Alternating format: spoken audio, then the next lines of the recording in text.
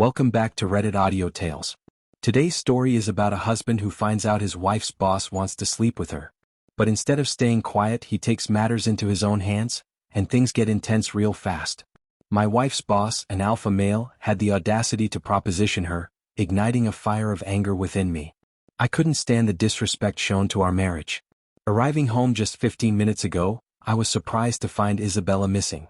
She often worked late, but she'd usually be home before me, ready with dinner. As I was about to call her, my phone rang. "Oh dear, are you still at work?" I inquired. "Yes, but I'm on my way now." "I have a surprise for you," she replied. "Should I prepare dinner or order something?" I pondered.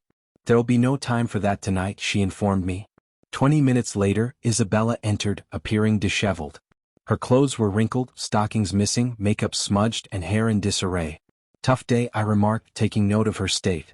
She hugged me tightly, whispering, "You know I love you deeply, and that you'd do anything for me, right?" I nodded, prepared to fulfill her wishes. She began to explain that she had been discussing our relationship dynamics with her boss, who had introduced some intriguing ideas that sparked her fantasies. While I allowed her autonomy in many decisions, major ones like home purchases, car choices, and financial planning were mutual endeavors. My willingness to prioritize her happiness did not equate to submission. It was simply an expression of my love. "You know how you generally let me decide on most things and were so loving and kind, allowing me almost anything I want," she continued. "Lately, I've been having discussions about our relationship with my boss, Ben. He floated a few ideas that intrigued me, particularly stories about submissive men being dominated by their partners, and how it could enhance their relationship. I have to admit, Peter, these tales sparked my imagination and stirred something within me," Isabella explained. "Yes, Isabella, I do grant you autonomy in decisions that aren't pivotal, but in significant matters like choosing our home, cars, and investments, I take the lead. However, I do enjoy letting you decide on things that bring you joy like vacations, movies, restaurants, and even my wardrobe. It's not about submission, it's about expressing my love and ensuring your happiness," I replied, reflecting on my approach to our marriage. "My dad once told me that the key to a content, stress-free marriage is not sweating the small stuff. He believed that almost everything falls into that category, and that life should be embraced with positivity and joy," I added. "Okay, Peter, but I think my boss might have a point. He's assertive, powerful, and commands respect with his strong personality. He sees himself as an alpha male, dominant, and at the top of the social hierarchy. Whereas people like you, though loving and kind, are more inclined to be submissive," Isabella remarked, her tone shifting with newfound confidence. I frowned, disagreeing with her boss assessment. "That sounds like superficial pop psychology to me, and I don't buy into it. What exactly are we trying to say?" I inquired, sensing a shift in her demeanor. "My boss has expressed his intention to be dominant with me in a way I've never experienced before. He's been boasting about his size and prowess, and he's been demonstrating it in his office for weeks.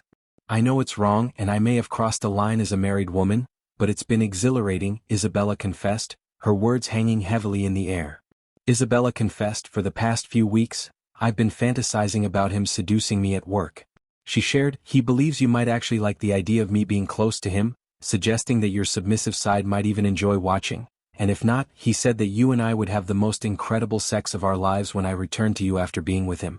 I looked at her, expecting this to be some sort of joke, but then it dawned on me that she was serious. "Isabella, you can't be serious. How could you think I'd be okay with this?" I asked incredulously. "Peter, I know you love me and want me to be happy. I truly believe this will elevate our love and our sex life to a whole new level," she insisted. "Isabella, are you telling me you've been intimate with your boss? Why on earth would you do that?" I demanded, struggling to comprehend her actions. "Oh no, Peter, I would never cheat on you," she exclaimed in disbelief. "But you've already crossed the line. You've had intimate conversations with Ben, and you've told me about touching his boyfriend." Titty, I trailed off, seeking confirmation. She averted her gaze, unable to meet my eyes, and quietly said, "No, Peter. Not yet. He's waiting in the driveway. We're going to talk and then he'll come up to our bedroom. We're going to be together and you can watch if you want. Then if you'd like, you can come and get me afterward and I'll be all yours, ready for anything you've ever dreamed of." "Are you kidding me? The thought of being with you after you've been with him is revolting," I retorted, disgusted. "And what now, Isabella?" "Because I'm saying no and demanding that he leave immediately." Isabella's expression turned to one of panic. It was clear she hadn't anticipated his response, and now it seemed she was going to take a more assertive stance. "Isabella, you seem to have been influenced by your boss." I said, struggling to grasp the situation. You love me and I want this. You've always let me have my way and I've decided this will be good for us. Let's try it just once, though I'm sure it'll be so amazing we'll want to continue. Now, I'll go upstairs to get ready for him and for you. You can let him in, then wait until we're done. I know you'll want this because you love me and I believe it will be great for us. Isabella, I see where you stand and what this means for our marriage and vows. So go ahead and get ready and I'll have a quick talk with your visitor, I replied. My voice quivered with emotion. He's not my lover, Peter. This is just about intense, dominant encounters. I will always love only you and will be yours forever and you'll be mine, Isabella insisted, moving to hug and kiss me. But I pushed her away, surprise and pain filling my eyes. Well, don't wait on my account, Isabella. It's clear you're set on doing this regardless of what I say. If not now, then eventually, perhaps even without telling me. But you've already betrayed me. So go upstairs and get ready, I said, the weight of her betrayal heavy in my voice. Her expression shifted to guilt and shock at my words, but she turned to leave. Halfway up the stairs, she looked back, asserting this is going to be a game share. Yes, Isabella, it certainly will be a game share. You've made your choice, I replied, feeling a mix of anger and resignation. After she walked upstairs, I went to her purse and took out her car keys, house keys and phone from her wallet. I removed our joint credit card. Then I headed to the kitchen, pulled out a dish towel, some zip ties from a utility drawer and a large carving knife. With these in hand, I went outside to confront Ben. He was in his car, engrossed in his phone. As I approached, he rolled down the window and said smugly, "Okay, little Peter, I assume your wife filled you in. Don't worry, I'll still let her be with you at least for now until she's totally under my control." "You're going to enjoy this," Ben started, but I didn't let him finish.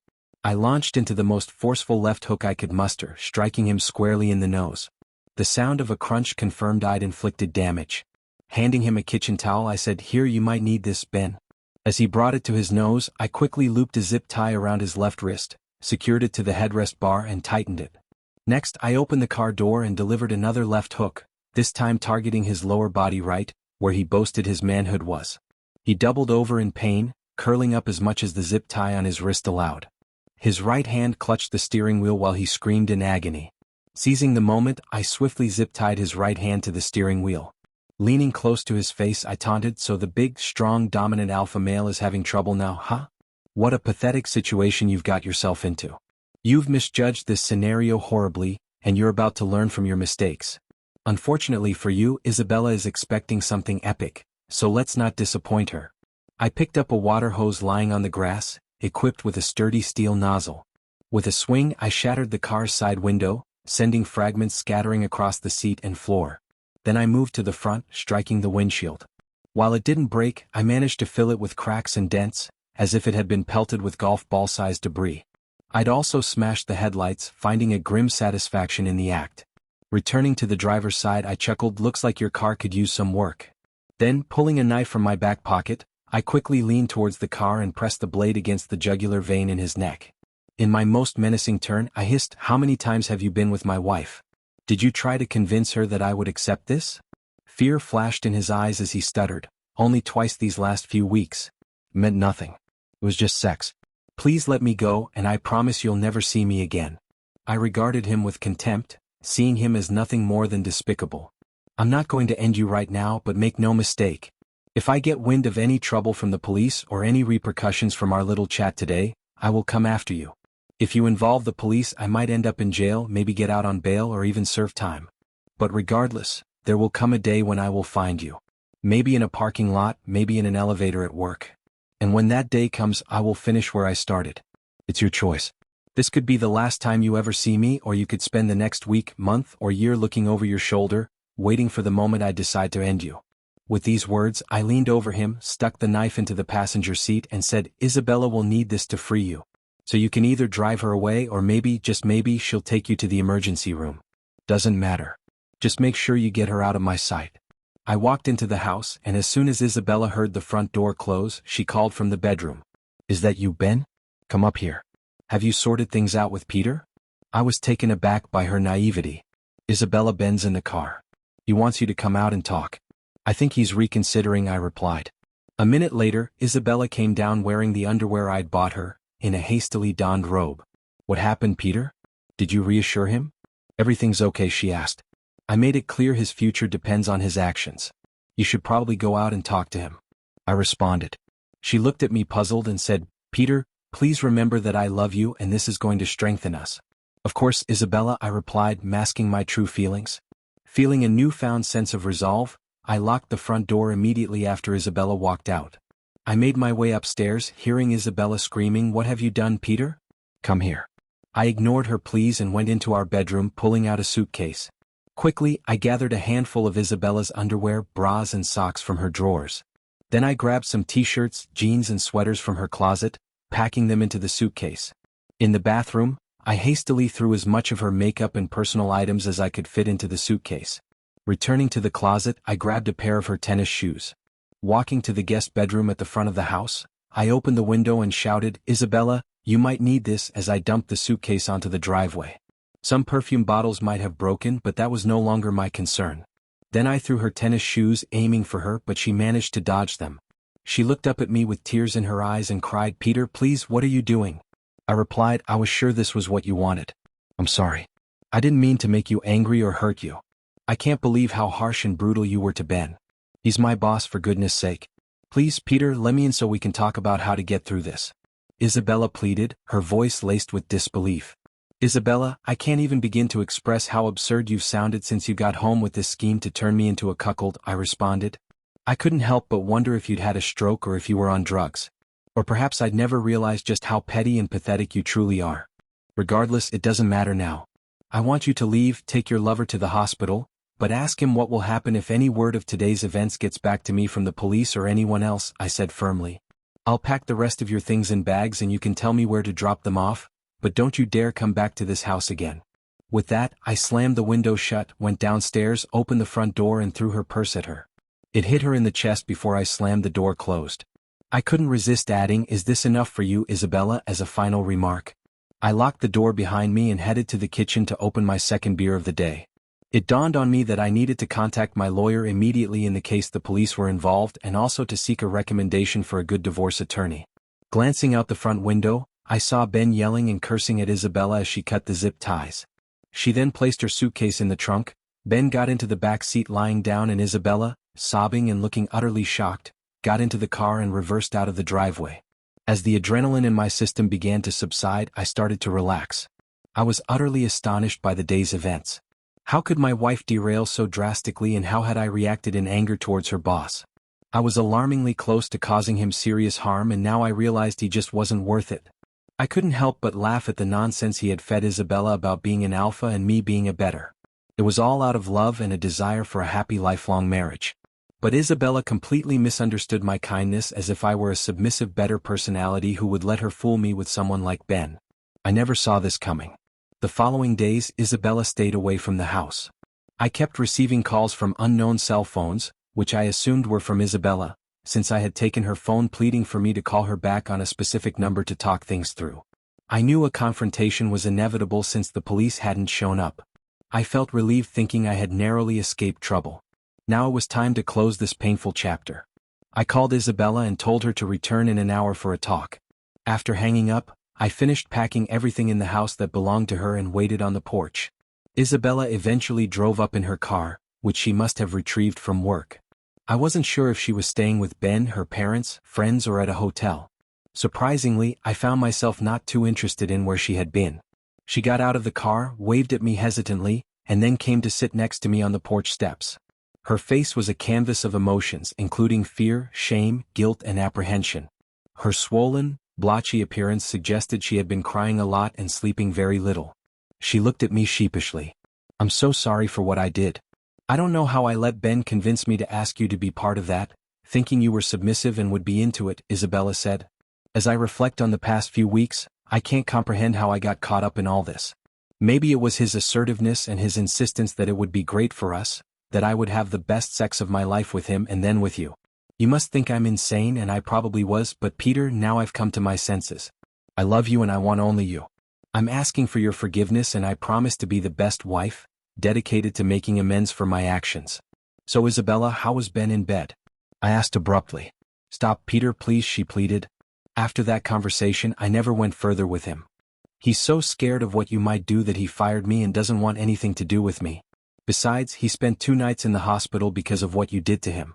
He concocted a story about a robbery and we both went along with it to keep you out of trouble, Isabella explained. At least he did something right in this mess. But what do you want, Isabella? What are you asking of me?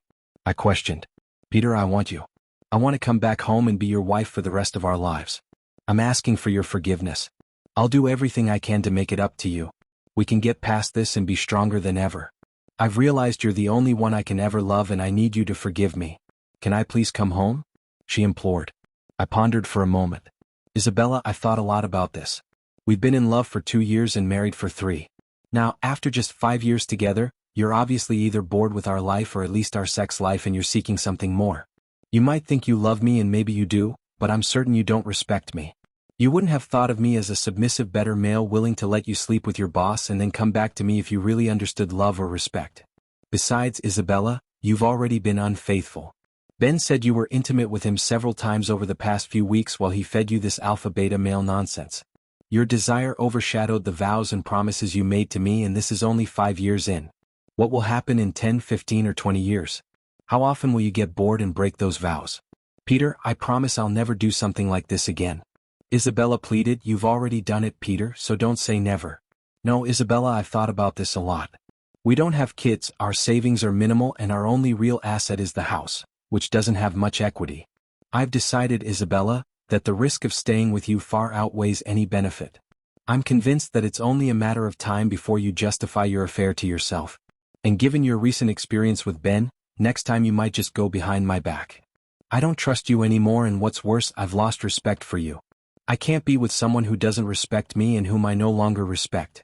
Isabella started crying as I laid out my decision and her tears continued as I told her we were done. Isabella, we're getting divorced. You can keep your car, I'll keep mine. We'll split the savings and sell the house. We're both still young and I hope to start anew with someone who will love and respect me for who I am. I've already hired a lawyer for the divorce so we can do this amicably. Or you can hire your own lawyer. Now let's load the car with your belongings and you can go and be with as many alpha males as you like. I'll start moving out next week so we can get the house on the market. I told Isabella firmly. No, Peter, no. Please forgive me. I need you. I love you. I truly respect you. It was just a mistake, one I was dragged into. You have to forgive me, Isabella implored. Isabella, I'm sorry but I've said everything. Now it's time for both of us to move on with our lives. If our paths cross in the future, let's just nod in acknowledgement and continue on our way. I hope you find what you're looking for, I responded. With that, I began loading her things into the car. Once we finished, I simply looked at her, said goodbye, walked into the house and closed the door, symbolically ending our marriage. Final update. After my divorce, I decided to take some time for myself and do some traveling alone. I had always wanted to go on a cross-country road trip across the US and experience some of the freedom I felt I had lost in my marriage. A few weeks into my trip, while driving through a remote area of the Southwest, my car started making strange noises and sputtering. I pulled over at the first exit I saw that had a gas station and auto shop. The mechanic told me the engine was shot and I would need a full rebuild. Stuck in this tiny town in the middle of nowhere, I started to feel sorry for myself. But then I met a woman named Emmy who ran the local diner. She was unlike anyone I had ever known. Strong, independent, and adventurous. She convinced me to stay in town for a while and took me hiking and rock climbing in the beautiful surrounding wilderness. Over the next couple weeks, Emmy and I grew very close. She made me start feeling alive again after the pain of my divorce. One night, we were camping under the stars when we started passionately kissing by the fire. It was clear we both wanted more. As things started heating up, I pulled away and confessed I was not ready for anything too serious after getting out of a marriage. Emmy smiled and said she understood, but that we should enjoy the moment. We ended up making love there under the stars. It was incredible. But afterward, I was worried I had made a mistake. When I hesitantly brought this up, Emmy laughed and said not to overthink it. She told me to loosen up and live in the present. Her carefree attitude was so different than what I was used to. Being with Emmy made me realize I needed to let go of my inhibitions and not be afraid to embrace new experiences. Over the next month, we continued our passionate fling while my car was repaired. By the time I was ready to hit the road again, I didn't want to leave. But Emmy encouraged me to continue my trip. She taught me to appreciate the unexpected surprises and turns life brings our way.